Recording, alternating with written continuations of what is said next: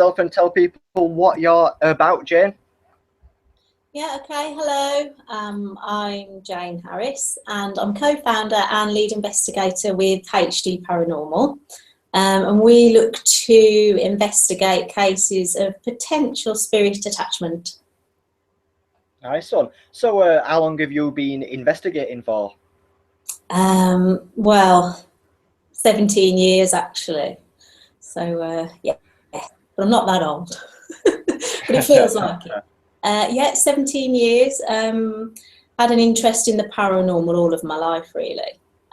Grew up in a house with two parents who experienced a variety of things. But I was always a little bit skeptical, really. I think it's one of those things where you have to experience it for yourself. So, yeah, Right. at a young age, I started going to spiritualist churches and whatnot, and really got into it. So, would you say that you've got a sensitive side then? Possibly. Yeah, maybe. You're not quite sure. Um, no, I'm not quite sure. To be honest, over the years, I've kind of seen and experienced things, but you always question yourself. I try not to be too open to the suggestibility of it all. As much as I would like to see and hear something, I'm always a little bit skeptical, I suppose, of my own experiences. Unless I can validate them or someone else gets them at the same time, you never know. But I certainly can't tap into spirit, and I can't communicate in the way that, you know, a psychic medium can. But yeah, sometimes I pick up things. Sometimes I get a weird sensation if I'm in a place or whatever. So maybe a little bit. I think we all have a little bit. Yeah. So, what actually started your journey, so to speak? What was the spark? What caught fire? Like, what happened? Well, as I said, I'd always been curious. I remember hearing my mum and dad tell me about ghosts that they'd seen, things that they'd experienced. But for me, I suppose when I was 17, my cousin, who was 16, died in a car accident. And so that was really the catalyst that made me want to reach out and want to know that there's something else. So that was that. And then the more I went to see various psychic mediums, the more skeptical I became, actually. Because the things that I was told were just so very, you know, so very general that I thought, there's nothing to this. But then I met people at the spiritualist church who told me things they'd had happen. And something rang true about it. And then I heard about a lady who had a doll that she believed was connected in some way to spirit. And she'd had things going on in her house, and it was just so intriguing that I had to know more about it. So I got talking to her, I visited her, and I saw for myself that there were things that, you know, you can explain one thing, you can maybe explain two things, but when you start to see a series of occurrences that seem so on cue, and you know that she wasn't setting it up because I was sat right next to her, then it did make me think maybe there's something more to this. But of course, at that time, you know, I couldn't just go on the internet and start Googling what's this all about. So, you know, libraries and books and watching TV shows, and, you know, you just try and build your own knowledge base. But it's difficult because spirit attachment is very misunderstood, and there's not a lot out there about it. We're so used to hearing about haunted buildings and spirits in locations that it's a difficult concept to get your head around, really, that they can actually remain around items as well. Yeah, it's a bit strange. Like I told you before the show that I'm actually a skeptic myself, but I'm a respectful one. I always respect people's views and opinions, and I think that's the way everyone should kind of act like, because I don't necessarily need to subscribe to the same things as long as we come to a mutual understanding of you know, what you think of what I think, then surely it's up to us what we decide and take on. But the actual concept of a spirit attaching to an object, I've not really looked much into it. Can they attach to different kinds of objects, or does it have to be something which means something to them? Well, what we're looking at really is, the question is, why do spirits, if you believe in spirits, if you believe in the afterlife, the question is, why do they remain on this side of life? You know, full stop. Whether it's to do with items they once owned, or whether it's that they're in a home that they used to live in. You know, why are they here? For objects, you're dealing with two types really. You've got residual energy, so that's things that can be picked up by psychometry. You know, someone can hold someone's wedding and get a sense of who the person was, and you have to ask yourself, how can they do that? And I've seen that in practice, and I've seen people perform psychometry and they've had no prior knowledge, and they've told me things that I know are correct. So you think, well, how on earth is that possible? And there must be a degree of that person's energy, that person's essence remaining with that object. As for why spirits choose objects, it's the same as why do they choose a building, really. They might remain here because, like you say, they've got an emotional connection, but it may be actually that they're trapped, that they're in limbo. There are cases where spirits don't want to be here, and they need help to go over. Most people have heard of John Zaffis, and John Zaffis has a theory about mirrors, in that mirrors particularly can leave it's becoming trapped within them. I've not found any evidence of that, but I don't discount it. The devil's toy box. Well, anything's possible. You know, the normal is so unexplained, and I don't think we'll ever fully understand it. And I don't think we'd want to, because part of the joy of it is the mystery. But I think, as you say, to just discount something because it falls outside of what you normally expect or what you classify as a natural occurrence, it is closed-minded, and I think we'd all get on much better if we were more open-minded. Yeah, that's the thing that we tend to do on this show. It's not a one-sided talk, it's a two-sided talk, and whenever we do talk, it's looking at both sides of the picture. So it's looking at what it could be, and then we're also looking at what it's believed to be from the spirit side.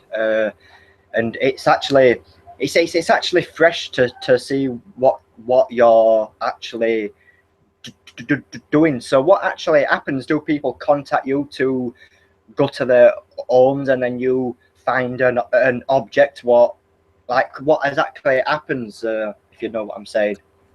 Well, people normally get in touch with us when they've had things going on in their home over a period of time that they can't explain. They may have something quite obvious, so they may have seen a ghost or seen a spirit, for the fact that it's to do with them itself. It could be that, in the case of our recent case studies, someone inherited something and just started getting a really awkward feeling about it. Nightmares, visual disturbances, footsteps in the house, all of the things that you would attribute to a haunting, people can start experiencing when a new object enters the home. So yeah, we get contacted and we'll go and we'll do all of the standard things. You know, we'll look for natural explanations. I don't think you can accurately investigate the paranormal if you go in there and you say, yes, absolutely, it's paranormal, you have a ghost, because that's not helping anyone. So, you know, we'll set up the usual equipment and we'll try and find reasonable explanations for things, but there are times when you can't. I'd say probably out of every 10 homes we go to, maybe 7 or 8, you can attribute the activity to something else. I mean, you know, noisy water pipes can obviously make a tapping noise, a banging sound, sometimes sounds like footsteps. But there are cases where we can't rule out the possibility that it's something paranormal, and those are the cases that we work on. And people will tell us what item they think it may be linked to, and we'll remove that item and we'll study it. And in most cases, when we find that there is some form of paranormal activity, the occupant has report that activity stopped once we remove the item. So the haunting moves with it. Yeah. It's interesting because we did this investigation in Sheffield, and it was this person who was in the army, so it was quite a credible person. And he was saying that his mum was getting attacked, and not quite sure why, but it was all surrounding a massive grandfather clock. And every time they went to move the clock, something bad happened. Like if it was light bulbs smashing, if it was getting attacked, you know, there were always something what happened, and then they contacted us for to shift it. We shifted it, and the activity seems to stop. Do you think there could be a scientific explanation for that, though? Like, do you think it could be a what's the word for it? Like a placebo effect, if that makes sense. I definitely think with anything paranormal, there is an element of suggestibility, yeah, and placebo effect. And it's why we don't put a lot of our research and a lot of our evidence out there, because it's so suggestible. And if we want to attribute activity to an item, or if we at some point down the line want a psychic medium or a rich organisation to test something for us, if they already have a whole host of background on it, then that's suggestibility, and they can come up with things that fall in line with what we think. So yeah, I think the true scientific explanation when it comes to the paranormal is that science in itself is flawed. You know, historically, there are things in science that were later found to be inaccurate. You know, and I'm sure that there's science out there now in 200 or 300 years' time will be disproven. So you have to kind of take each element of research with a pinch of salt, and you either accept it or you don't. But what you can't try and do is pick things apart, because ultimately you'll go around in circles. As for the grandfather clock, yeah, there could be a scientific explanation. I think what tends to rule out the causes is when it's something that's concurrent. You know, it's happening right. Every single occasion someone attempts to move this grandfather clock, something unexpected happens, then you do have to question, well, you know, something could be going on.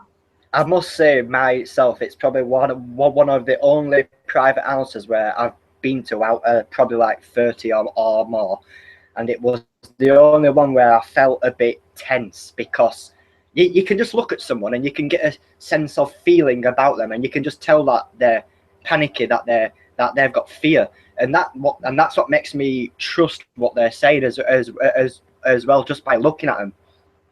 Yeah, well, and as humans, we don't even understand our own brains and what they're capable of and what we can do. And I was reading something the other day about EMF meters, actually, and the theory that the electromagnetic field, we believe, is affected by spirit. However, whether that's actually running in line with our own experience. So an EMF meter goes off at the same time we hear spirit. Are we giving off some kind of electrical signal as a fear response or something else that's making the meter go off? Actually, is it a self-fulfilling thing? And this is why really we'll never know, and why it's so interesting to discuss these things, because, you know, we won't ever know. Science is so, it's wonderful, but it can also just throw up more, you know. Exactly, yeah.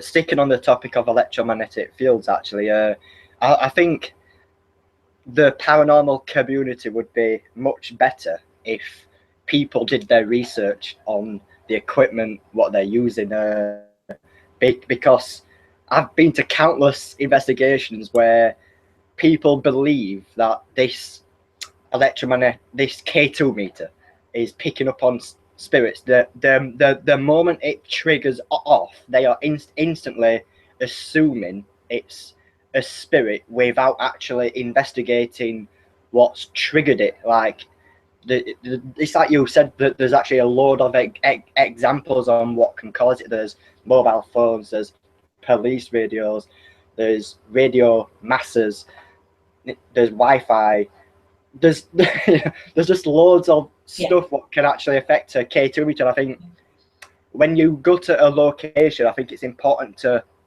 get to know your location, walk around, check it out thoroughly to see what interferences there could be. Is that something you would do when you go to a private house? Well, yeah. I mean, as you say, you're putting so much time and effort into researching something that you need to be able to trust your evidence. And I think with something like the K2 meter, actually, there's no scientific evidence that spirits do anything to the electromagnetic field. It's a theory. You know, everything we work on is a theory. But what does make it interesting is when you find you're getting direct, consistent responses that seem to be in relation to your questions. So what does make it interesting is if you ask a question, you get a flicker. You wait for 10 minutes and don't ask anything and nothing happens. You ask a question, you get another flicker. So then you're looking at something that's a little bit more credible. I mean, wandering around, there's so many different things that can make a K2 meter go off. It's interesting. It's interesting, but it's like anything. There has to be an element of faith, really, and of belief. And it's the same for a skeptic. You know, as you say, someone who believes firmly in the paranormal and discounts everything that a skeptic would say will classify every experience as paranormal. And in the same way, a skeptic will classify every experience as natural. You know, so as long as you float in somewhere middle on that scale, you've got more chance of learning more and understanding it all a bit better. Yeah, exactly. Like even though I'm a skeptic, I'm not one of them who will go to an investigation and just randomly shoot down pieces of evidence. Like, I will actually wait until someone comes to me and says, Lee, what do you reckon of this, that, and why? And then I'll just tell them the truth of what I really think, and I won't be trying to persuade them. I'll be just saying, you know, this is what it could be. And that's the way I always go about it.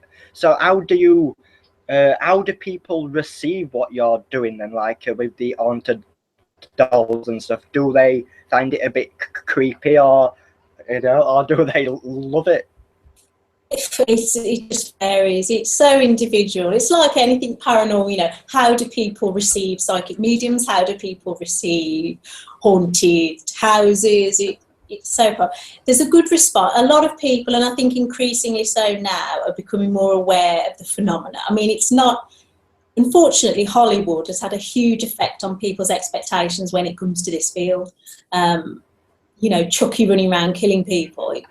It's not going to happen, is it? You know, but it's difficult. It's difficult to get the field taken seriously because of things like that. But I think there's a greater understanding, and as time goes on, hopefully that will only increase. It's difficult. I understand it's a difficult concept to get around, and also because it's largely dolls for some reason, which is we still don't know why that is. There are a number of theories around it, but it's very easy to make light of it because of the circumstances. You know, it's more difficult to find it amusing, you know, that a house could be haunted. And a figurine, it just seems fantastical and incredible that a statue could hold paranormal energy. But it can, and it does, and we've seen evidence of it, and we know it's a real phenomenon. The difficulty is capturing evidence of it, as it is with the paranormal.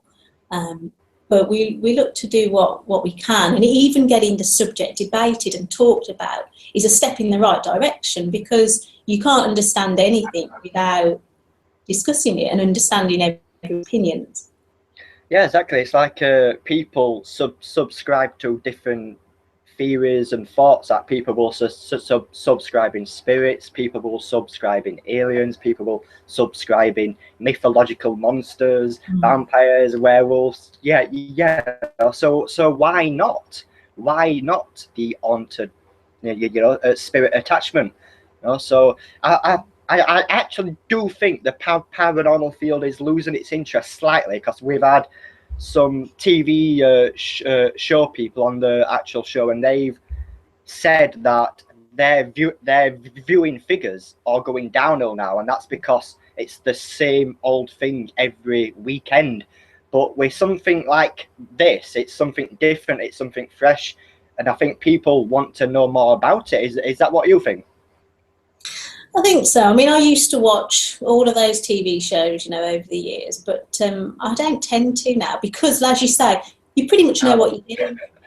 You know what you're getting. I mean, there are new teams out there all the time looking to set up shows and visit locations, but again, they are locations that we've all seen before, and I think a lot of us will watch something with already a perception. We kind of know what we're expecting, and the excitement goes out of it a little bit. I mean, it's not as exciting to watch a TV show going around haunted locations now as it was 10, 15 years ago.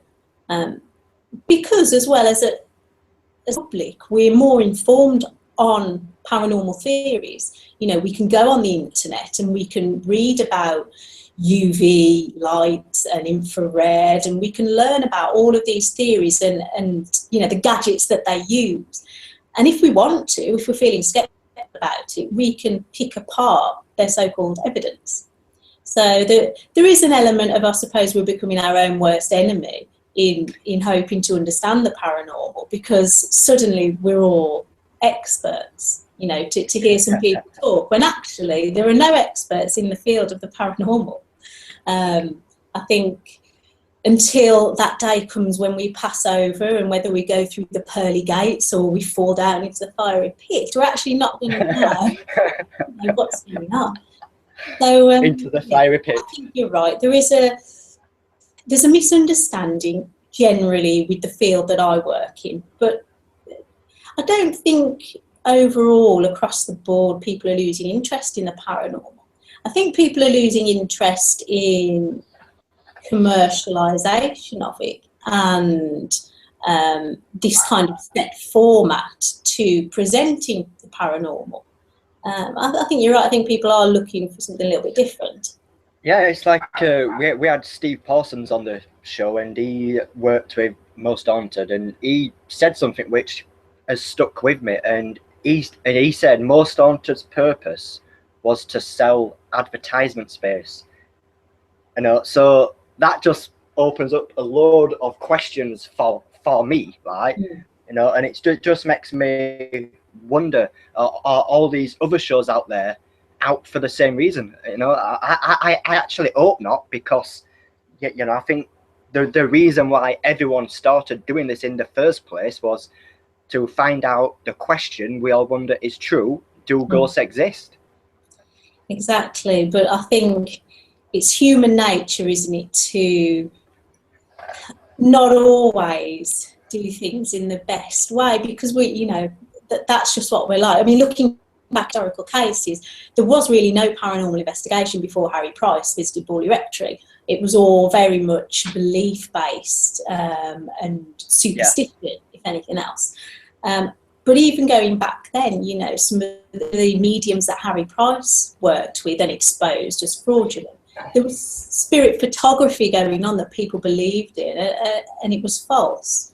So if you go back to the very bones of paranormal investigation, if there were things going on then which were towards entertainment, that's only going to grow. Exactly. Yeah. There's something to be said for putting an entertaining slant on the paranormal, because it reaches people that wouldn't necessarily know anything about it. So maybe it gets the thought processes going, and maybe it gets them thinking, well, I don't believe in that particular piece of evidence, but I do believe in ghosts, so I'm going to go out and find something for myself. There's pros and cons to everything, but I do agree. Exactly. I actually feel that we've lost the path since the 80s. Obviously, I've not been investigating since the 80s, but I've done some research about the investigations that happened in the 80s, and I feel that we've kind of lost touch of what we've started it for. And it just feels like it's a massive competition now to like beat somebody else's viewers, or get in front of someone like from event company side of things. It's a shame really, because it makes investigating that much harder for the people out there. But yet again, we are led to believe that these massive haunted structures are haunted, which we have to pay like thousands of pounds to get into, when really, if spirits do exist, your small structures will be haunted. It don't need to be a massive, hotel, museum. No, it can be anything. Well, yeah, at the end of the day, ghosts and spirits aren't on the payroll of an events company. They're not only going to turn up when, to locations where people are paying to go. It's not going to happen.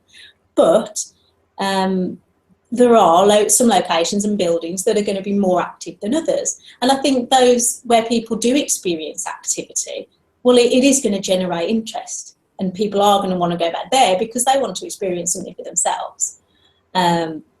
Quite which locations are and aren't haunted, I wouldn't like to hazard a guess unless I've experienced something myself. But I absolutely agree. I've experienced things at home more than I've experienced anywhere else, because we know that this is an old building and it's got a lot of history, and there are things that have gone on here that maybe I choose not to be able to explain another way, but I don't think I can. And looking into things like, temperature change can be assigned to, it's just a natural thing. Is there a window open? Is there a draft? Well, yeah, of course you can do that. But it's like I said before, when you find that you're getting things consistently and it almost seems to be, in response to questions, or when you're conducting a specific investigation, then it's different. It's not a case of things going on all the time, but you just choose which things are paranormal and which aren't. I think anyone who wants to do any kind of paranormal investigation will kind of begin to get used to what's just explainable and what's easy to discount, and what's a little bit more curious, and what they need to look into a little bit more. Fair dues, I can't argue with that. Through your time, what's been your most scariest experience? My scariest experience happened with a Ouija board. Ooh. We used to use Ouija boards about 10 years ago. We used them frequently in investigations, and even though I'd always been warned off them, my parents are quite spiritual, as I say. They'd seen and experienced a lot of stuff. And when they were young, they used a Ouija board, had some bad experiences, and had always warned me away from them. But being young at 16, I'm not going to listen to that, am I? So I used a Ouija board. And yeah, for a few years, it was great. It worked. They do work. It moved. I couldn't explain why it was moving. It was only myself and friend, and we trusted each other. We knew it wasn't the other person. There'd be no reason to do that, so we knew it was moving. But there was an experience, as I say, 10 years ago, in which a group of us, 4 of us, using a Ouija board, and I saw a figure in the doorway. It was just a shadow, but it was clear. It was definitely there. I knew it wasn't my imagination. And at the same time, 4 of us around the table suddenly felt that this board had caught fire. We all back, we saw a light or a glow or whatever it was, no heat, but it shocked us, and it only lasted for about 10 seconds, but that was the longest 10 seconds of my life, because it was just incredible. I couldn't believe what I was seeing, and it really scared me, and it scared the rest of us. And when it finished, we touched the board and it was cold. What that had been was just a hallucination, just a visual hallucination experienced by all of us at the same time. And what I couldn't get my head around was what had caused that, how had it caused that to happen. And there was no suggestibility, because I didn't say, can anyone else see X, Y, Z? And they all said, yes, we can see it. We literally all jumped back at the same time and saw the same thing. So that shook me up, definitely, and put me off using a Ouija board. But I had a few other kind of not very cool experiences using one prior to that, in which I actually suffered quite a lot of physical effects myself. I was very drained, very low. I was constantly getting ill. And I went to see a psychic medium who didn't know that I studied the paranormal, that I used Ouija boards or anything. And as I walked in, she said to me, oh, something's not right. And I didn't say anything. I said, well, you know, we'll sit. And I sat down and she started to tell me things, and she kept looking behind me. And she said, you don't use tarot cards or Ouija boards, do you? And I said, why? And she said, there's something around you. There's someone with you. They don't know you, but they're following you around. And and she said, you haven't got to tell me one way or the other, but if you do, don't use them anymore. And the discussion went on and on and on. And then at the end, she said to me as I was leaving, stop using that Ouija board. And I just thought, and I had felt something. I don't know what it was, but I just felt very uncomfortable. And I know that for a period of about 6 months, I wasn't myself. And whether it was psychological, in that as soon as I stopped using them, I felt better. I don't know. But yeah, my scariest experience has been using the Ouija board. Nice one. So with spirit attachment, is it something what anyone can get into, or is there a lot of knowledge what needs to be learnt? I don't think you particularly need to. You need to have an open mind, and you need to have a basic understanding of what is classified as paranormal, you know, the afterlife and spirit world, and the difference between residual energy and intelligent hauntings. But you don't, I mean, if you want to work with it yourself and get evidence yourself, you don't need to be an expert. There's no PhD in spirit attachment. So it's definitely something. The only thing I would say, as in with any approach to the paranormal, is to be cautious. You know, don't go into it thinking that you're above what you may discover, because, you know, we're not. If anything, it's the afterlife, it's the spirit world that's in control. It's not us, and they will choose whether to show you that they're there, or they'll choose not to. So you can't go into it expecting to find all the answers, because no one ever will. Yeah. Yep. So I've looked on your Facebook and etc., and you've got loads and loads of different pictures of the dolls what you've collected. How do you get their names and the information about them? Well, we start off, first of all, we just try to find whether there's any paranormal activity or what could potentially be paranormal.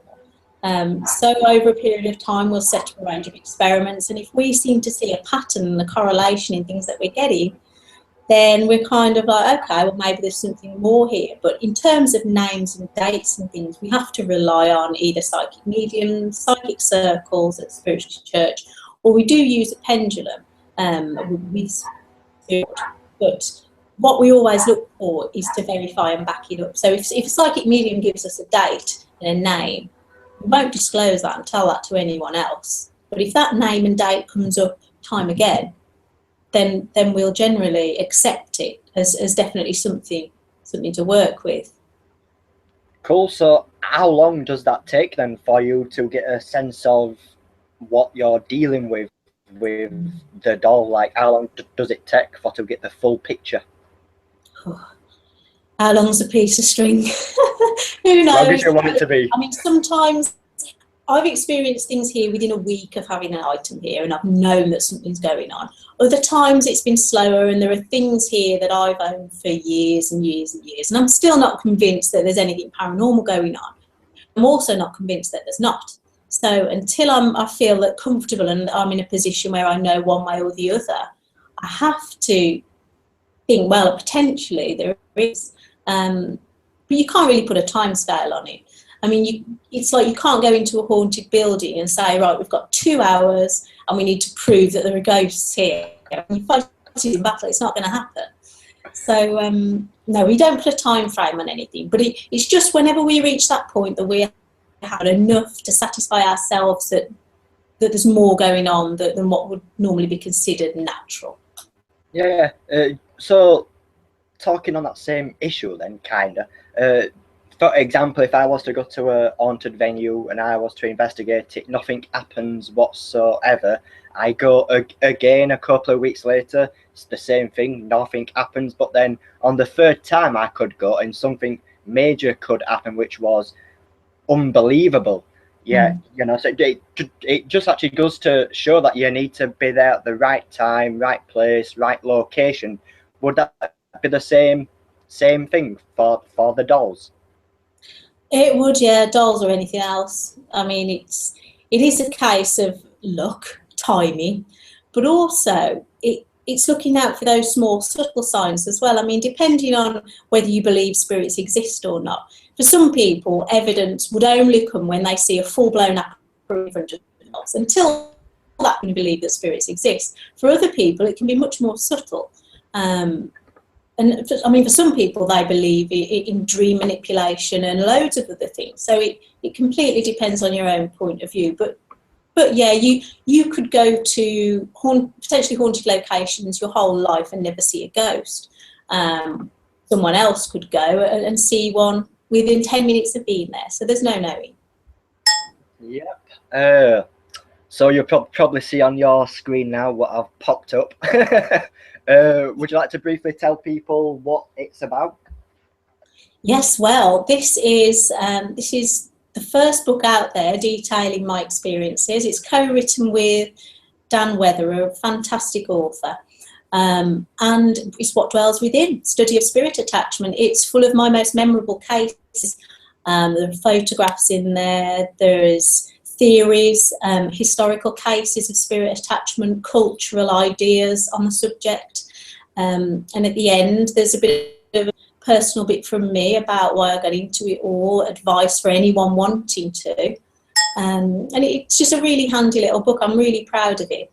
I never thought I'd go into writing a book, but I was approached by Dan and he persuaded me that it was a good idea and that people would be interested in reading it, and it's out at Halloween. Nice one. 1 second. Right, so right now I am on your website. Would you like to just briefly tell people what they get to find on your website and how to get there? Well, yeah, our website is there really to give information and help people understand a little bit more about the subject. You see the address there, it's hdparanormal.com, and we feature as much as we can of case studies, so any video evidence we get, photographs, it's all on there. I mean, there are some investigations that we've done at haunted locations as well, like at the Edinburgh Vaults and Moseley Old Hall. We've got a few others coming up that we'll put on there as well. So it's a really good resource for anyone into the paranormal, or specifically into this field to go to. You know, there are testimonials on there and updates from people who've had items from us and experienced things themselves. So yeah, if anyone's interested in it, it's a good resource. Yep. Where do you store your dolls and stuff? Are they in the basement or are they in your bedroom? Everything that's part of our collection generally it stays down in the research area in the basement. But I have things up in the house as well. I mean, there's a gentleman behind me here on the fireplace. He's he actually came from the Amazon. That's an old man figurine, and that's really interesting. There's been some really interesting experiences with that. The painting of the crying boy as well, that's allegedly paranormal activity associated to it. So we've worked with that off and on. But yeah, generally everything's down there because we can set up controlled as much as we can control anything. We can set up control conditions down there. So no one goes down there unless they're looking for results or putting a new tape in a camera or something else. So normally anything that we pick up down there is pretty interesting. I must say that picture behind you looks very creepy. Boy, yes. He's lovely. No, his name's Dennis. That's Dennis the Menace. Right then. So, how can people find you on Facebook? Well, I'm on Facebook, so you can look for me, Jayne Harris, my own page. HD Paranormal also has a page as well. But everything's connected, everything's linked as it is in social media, so you can link to our Twitter on there as well. And we'll just try to talk about any updates on cases that we're working on. We've got an event coming up in October at Derby Jail, so information for that will be on there as well. And people can buy tickets for that if they want to come, still tickets. Nice one. So this is your Facebook fan page for people watching. Just type in HD Paranormal and you will be able to like their page. So what can people expect to find on your YouTube channel? Well, the YouTube channel, really, it's got a number of things on there. There are a couple of trailers, one for the book, one for the event in October, but most of the clips on there will be evidence-based, so things that we've found, things that we want to share with people, things that we want comments on and we want other people to understand.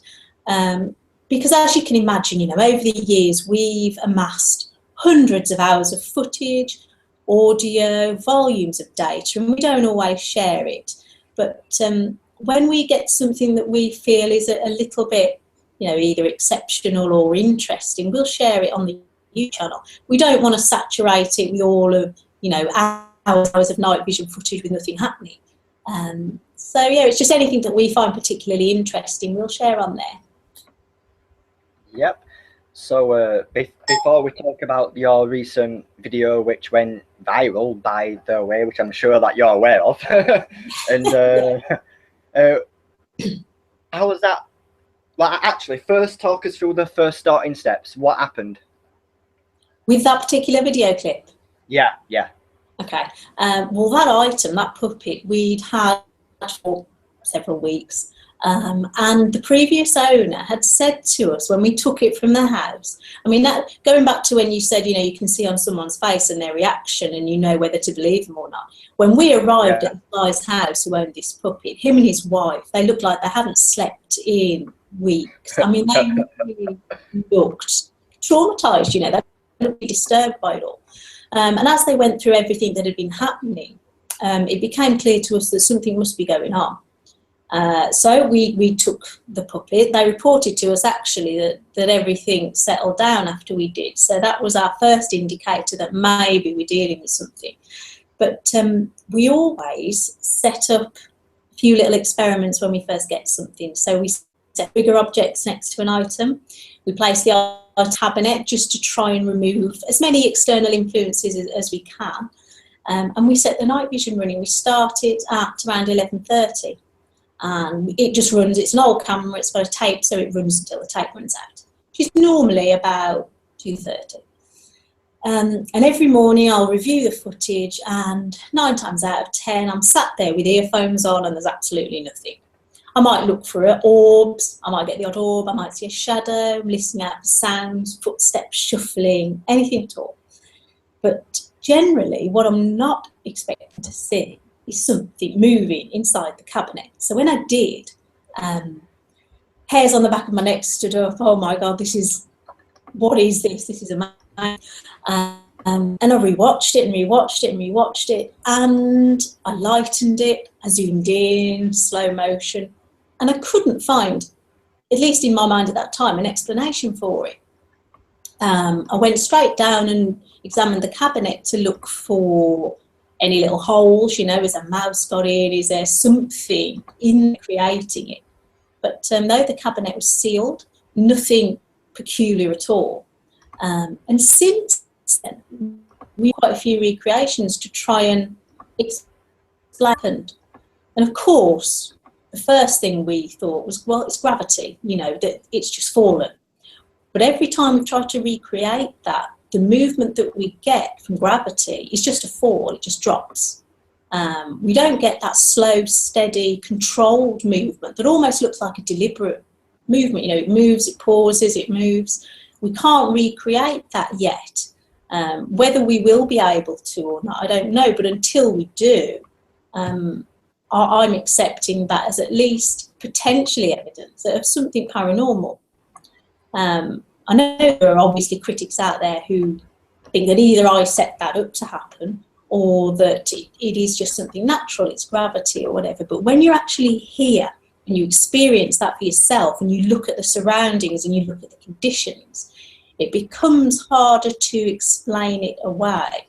And as I say, until I'm convinced that it's something natural, something that we can't explain, I'll continue to look for evidence of it. I mean, the puppet's down there now. It's in the cabinet. It's been over a month now, and we've had nothing else. So who knows? Maybe we won't. Maybe we will. But, well, shall we take a look at the footage? Okay. Yeah. Of course. Yep.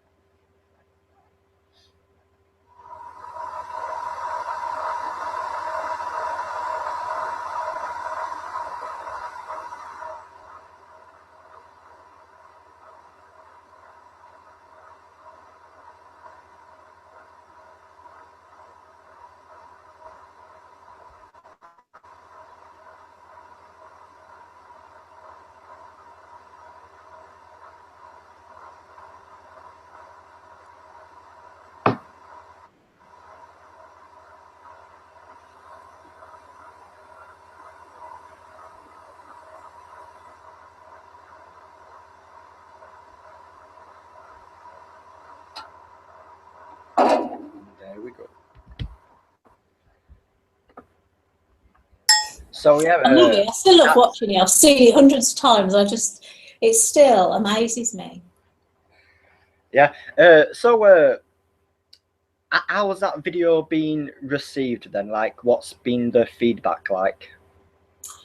50-50. I mean, there are people who work in the paranormal field, they're amazed by it like I am. Because the trouble is, going back to people's perception of the paranormal and what constitutes evidence, Hollywood's played a huge role. And something like that, I mean, I've seen comments from people saying, well, that's not very exciting, is it? You know, it's not like the puppet gets up and dances. Well, no, you know, it's not. But for some people, that wouldn't be to them probably. But for me, knowing how many hours of footage I sit through, and I might see an orb or, you know, something else, to actually get something as concrete for me as that, you know, I can see that physically moving and I can't explain it, you know, with 17 years experience of this exact study, and I can't explain why that happens. I just find it really, really exciting. It's good and bad. I mean, people who are sceptical about it have said, you know, well, it could be a mouse getting in the cabinet. It could be traffic going past. But, you know, in all of those cases, I can totally discount a mouse getting into the cabinet. It's a steel glass cabinet. That seems a bit extreme. Believe me, honestly, believe me, I've had that. As for traffic going past, we're on a quiet residential street with articulated lorries coming through here. And even if we did, I've been down there and I've shaken the table that the cabinet's on. And if it's going to fall through gravity, it's just going to fall. Yeah. So I discount that as well, personally. Yeah, it's like, for me personally, like YouTube in general, whenever I watch any video out there, I tend to just take it at face value. I tend to just think, oh, it's something moving, it's something, or there's a shadow. Yeah, I don't get too excited over YouTube videos purely because every time I try to search something, I am there faced with a white sheet running across the screen, and it's like it just frustrates me. So, but this is the problem. Yeah, I mean, if someone were to set up, you know, fight some evidence because they wanted some attention, you'd put something out there a bit better than a wooden cross falling over in a cabinet, you'd think. I mean, thinking about it logically, when we put evidence out there, we do put our heads on the block because we know that we got down for it, which is why we don't share a lot of what we capture, because unless it excites us, we won't. It's not going to excite anyone else because it's not in context. They're not here and they don't experience it. But that was something that I felt worthy of sharing, and I stand by the fact that I still find potentially paranormal because I can't explain it any other way yet. Let me talk you through my journey through watching your video then, because I can tell you it went that way, then it went that way, then it went that way. So let me explain to you. Okay. When I first watched it, it's like I just said, it was like any other video. It's just a video. It's just something happening. I didn't look too much into it, but then I noticed it got a lot of people interested, so it made me look more into it. And I did not notice this, but I'm actually aware of people saying that there's a reflection in there, which you are quite clearly aware of it, because you've done a video response explaining what you think that is. And when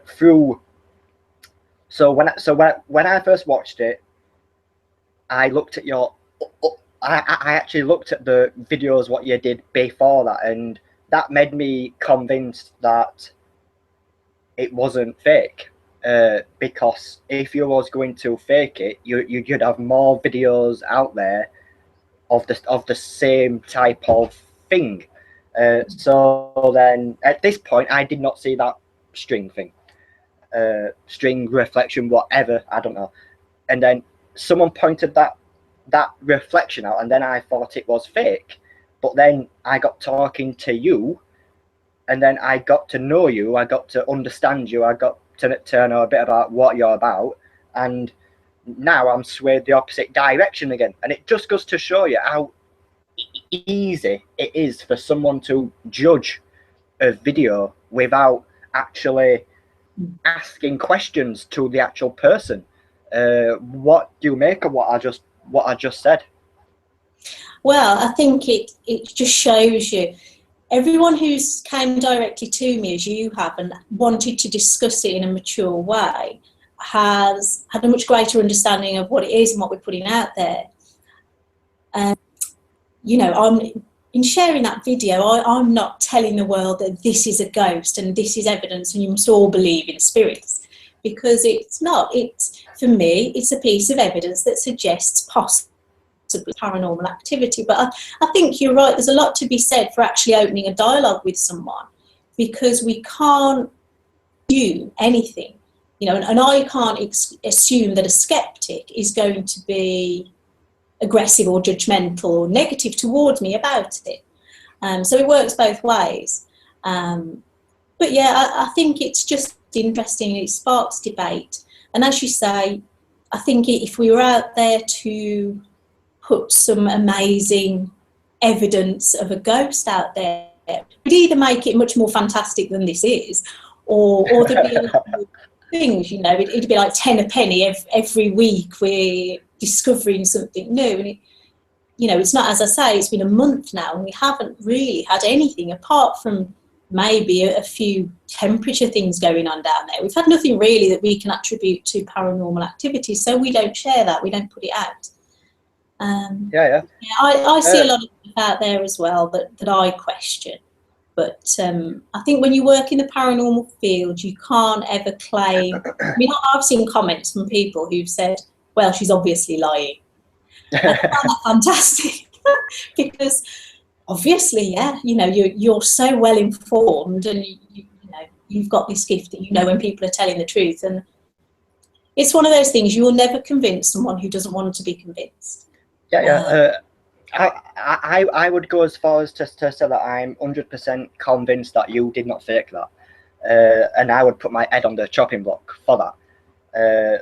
Just by talking to you, just by getting to know you, just by looking at your other videos, has really made up my mind on if it was faked or not. But from an outsider who does not know you, and who would probably notice that reflection straight away, because I didn't notice that, they would probably automatically jump the gun, so to speak. Yeah.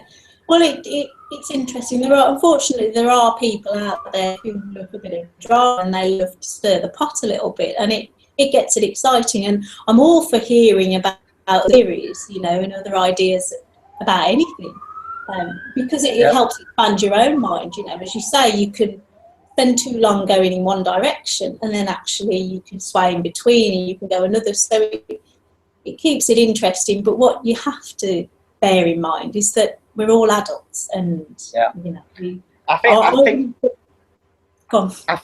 think the problem what people need to understand is the information revolving that video. For example, I did not know at the absolute start that doll was attached to that cross and the string on that cross. No, people need to be aware of that fact, because if they knew that, I think they would think twice about commenting, saying some bad things. Yeah, well, it's whether people choose to take the time to learn more about something, or whether they make a direct judgment. 9 times out of 10, certain people just make a direct judgment. But having said that, I've had a lot of positive responses to it as well. As I say, people who actually undertake paranormal investigation and you know, have been in the position that I've been in, where you're sitting there and you're waiting for something to happen, and you can be sat there for hours and have absolutely nothing. To know how exciting it is to then get something that may be paranormal, it really is something. So, no, I'm pleased with it. I'm proud of it, and I hope it continues to spark debate, because that's what it's all about, really. Exactly. Yeah. So, how would you say I have been towards you as a skeptic? Would you say that I've actually been fair?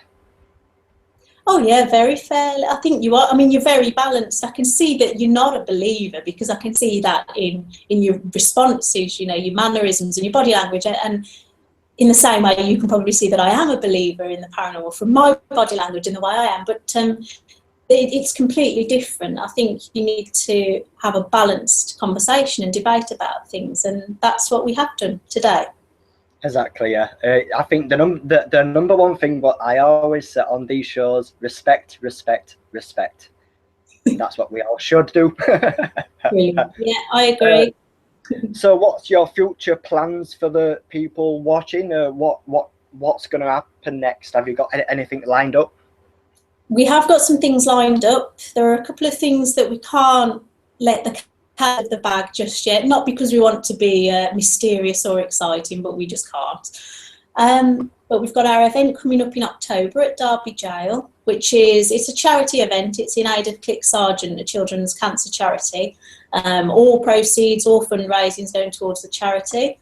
As part of that, there's going to be an auction as well, a raffle actually, and we've got a few really good prizes coming up on there, so people can soon, once it goes live, they can buy raffle tickets. We've got things donated by Uri Geller, we've got tickets for the Most Haunted Experience. There's a whole range of things going to be available on there on the raffle. Is it a spoon?